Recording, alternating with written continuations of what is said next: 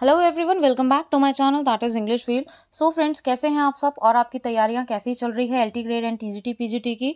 और आज का जो हमारा वीडियो है वो बहुत ही इम्पॉर्टेंट है, जो हमने लिटरेचर प्लस ग्रामर की सीरीज़ स्टार्ट कर रखी है। मॉडल पेपर है ये एक तरीके से, तो इससे आपकी ज़्यादा से ज़्यादा अच्छी प्रैक्टिस हो जाएगी। तो ये हमारी 4th सीरीज़ है, ठीक है। और देखिए कौन से क्वेश्चन हैं आज। So without making any delay, let's start.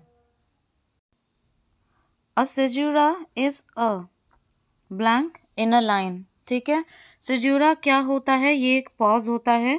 इसमें डिटेल में मैं वीडियो बना चुकी हूँ, आप देख सकते हैं। What is poetic license? poetic license क्या होता है? Liberties with language and facts in poetry, ठीक है। Liberty with language, you are free to use any language and facts in poetry, so that is called poetic license, very important, ठीक है। Next देखते हैं, the unbroken flow of thought and awareness in the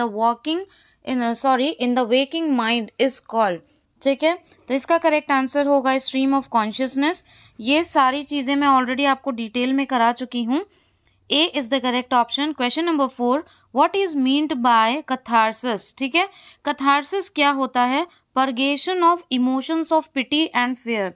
जो आपके अंदर emotion create होते हैं, पिटी के और फेयर के, दया के जो भाव होते हैं, उसको हम कहते हैं catharsis, okay.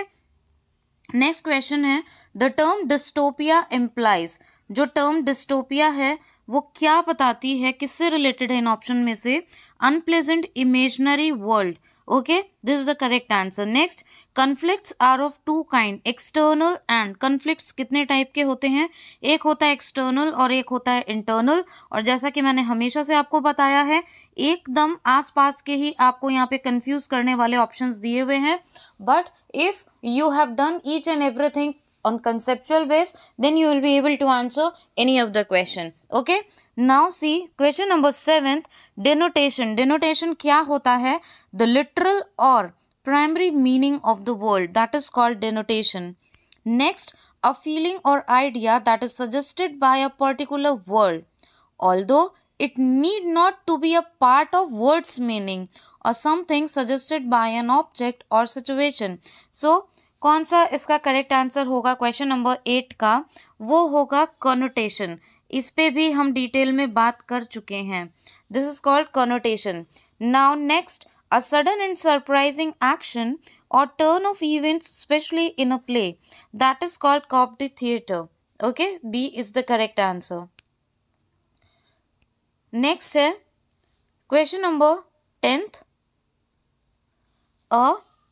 is a literary device featuring two consecutive lines of poetry that typical rhyme and have the same meter. और उसमें क्या होता है? मीटर भी सेम होता है, ठीक है। तो ये कपलेट होता है, जैसे कि पेयर होता है, वो उसको कहते हैं। 11th question, what is the figure of speech when the real meaning is exactly the opposite of that, ठीक है, which is expressed by words apparently.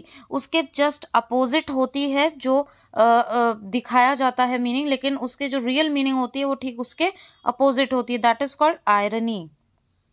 Next, what of figure of speech has been used in the following line? All the perfumes of Arabia cannot sweeten this little hand. Question number 12th, correct answer is hyperbole, ठीक है। hyperbole बहुत बढ़ा चढ़ाकर जिसको बोला जाता है, exaggerate, when you exaggerate things, that is called hyperbole. Next, question number 13, Shakespeare was buried in the Church of the Holy Trinity, Stratford upon Avon, although his monument was erected in, ठीक है, his monument was erected in Westminster Abbey.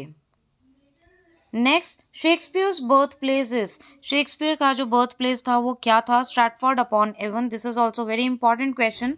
और सबसे बड़ी बात, बहुत से लोग होते हैं बोलते हैं अरे ये तो इजी है, बट मेक श्योर ये जो क्वेश्चंस इजी होते हैं, जो क्वेश्चन ऐसे होते हैं, बहुत इंपॉर्टेंट होते हैं, समटाइम्स हम इग्नोर कर देते हैं, उन पे ध्यान नहीं देते हैं, और ये हमारे स्कोर में एक बहुत ही इंपॉर्टेंट रोल प्ले करते हैं, इसलिए इन पे हमारी पकड़ अच्छी होनी ही होनी चाहिए।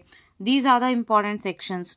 What kind of work is Samson Agonis? Samson Agonis जो है वो किस तरीके का वर्क है? तो ये एक वर्स प्ले है, ठीक है। A option is correct. Life of Milton has been written by, life of Milton जो है वो किसने लिखा है? Samuel Johnson. A is the correct answer. Question number 17th, Paradise Lost was published in 1667 in London. Who was its publisher? जो Paradise Lost है वो 1667 में publish हुई थी, ठीक है। Paradise Lost was published in 1667. तो who was its publisher? तो इसके जो पब्लिशर हैं वो कौन थे? तो क्वेश्चन नंबर 17 का करेक्ट आंसर है सैमुअल सिमॉन, ठीक है। Samuel Simon is the correct answer. बहुत ही इंपॉर्टेंट क्वेश्चन है आपका पैराडाइज लॉस्ट, सैमसन एगोनिस्ट, ये इन सबसे हमेशा, और ये जो जितने भी ट्रैक्ट्स हैं इनसे क्वेश्चन आपको ज़रूर देखने को मिलेगा। John Donne letter became a dash in the church of England, ठीक है। जॉन डन जो है बाद में वो क्या बन गए इंग्लैंड की चर्च में? क्लेरिक। नेक्स्ट है in which of the following poem of Pope begins with lines, ठीक है। तो किन लाइन से वो शुरू होती है पोप की poem? Know then thyself presume not God to scan, the proper study of mankind is man. What? The proper study of mankind is man. So question number 19 का correct answer है essay on man, ठीक है। This is the correct answer. इसी type के questions आपसे पूछे जाते हैं एलटी ग्रेड में, और इसीलिए मैं कहती हूँ वीडियो को ध्यान से सुना करिए। मेरे जो वीडियोस होते हैं वो ना आपको सिर्फ क्वेश्चंस ही कराते हैं कि हमने 50 करा दिए, 100 करा दिए, 1000 करा दिए। उसमें आपको अगर 10 क्वेश्चन भी होंगे तो एक बहुत अच्छा कंटेंट मिलेगा, प्लस उससे रिलेटेड जितने पॉइंट्स होंगे वो मिलेंगे, और बहुत ही इंपॉर्टेंट जो बातें होती है वो भी हम हमेशा शेयर करते हुए चलते हैं। और मैंने आपको बताया था कि एलटी में जो इम्पॉर्टेंट वर्क्स हैं, एसोसिएटेड राइटर से जो इम्पॉर्टेंट वर्क्स हैं, कुछ एसेज हैं, कुछ ने खाली पोएम ही लिखी, ठीक है, तो ये किसी ने एक ही नॉवल लिखी, तो ये सब बहुत ही इंपॉर्टेंट पॉइंट्स हैं जिसको आपको कवर करना बहुत ज़रूरी है, क्योंकि इनसे क्वेश्चन आते ही आते हैं। मैं बार बार ये चीज़ आपको बता रही हूँ, इसलिए अब हमारी सीरीज़ है वो फास्ट मूविंग है, क्योंकि हमारे पास में एलटी ग्रेड एग्जाम के लिए बहुत ज़्यादा टाइम नहीं है, बहुत कम भी नहीं है, बट ठीक से अगर आप डिवाइड करके देखो तो टाइम बहुत ज़्यादा नहीं है, ठीक है। चलिए आगे बढ़ते हैं। हमारा आज का लास्ट क्वेश्चन है ये, which poem of Pope the following lines form a part of, ठीक है। Created half to rise and half to fall, great lord of all things yet a prey to all, sole जज of truth in endless error hurled, the glory jest and riddle of the world. तो correct answer आपका होगा essay of man, ठीक है, essay of man की है ये। एक चीज़ और मैं बता दूं, मेरे पास में काफ़ी सारे कमेंट्स आए थे when we started the series of questions, ठीक है। ये प्रैक्टिस क्वेश्चंस हैं, क्योंकि मेरा कहना है कि आप जितने ज़्यादा एमसीक्यू सॉल्व करो, क्योंकि उससे आपको पैटर्न ऑफ क्वेश्चंस पता चलेगा और आपकी तैयारी कैसी हो रही है वो पता चलेगा। सिर्फ आपको थ्योरी ही नहीं पढ़ते जाना है, आपको बहुत ज़रूरी है कि आप क्वेश्चन अटेम्प्ट करके देखो, इससे आपको बहुत हेल्प मिलेगी।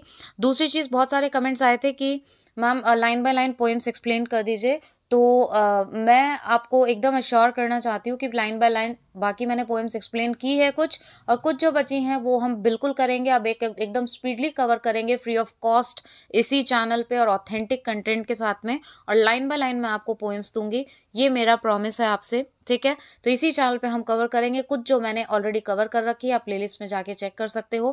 प्लीज़ उसी तरीके से आप भी सपोर्ट करो, क्योंकि आपका जो एक लाइक होता है, जो आप एक लाइक प्रोवाइड करते हो, या फिर आप जो एक लवली आपका कमेंट होता है, तो naturally that provides motivation to work harder and harder, और आपके लिए काम करने की इच्छा होती है कि हाँ ज़्यादा से ज़्यादा ऑथेंटिक कंटेंट आपको प्रोवाइड कराया जाए।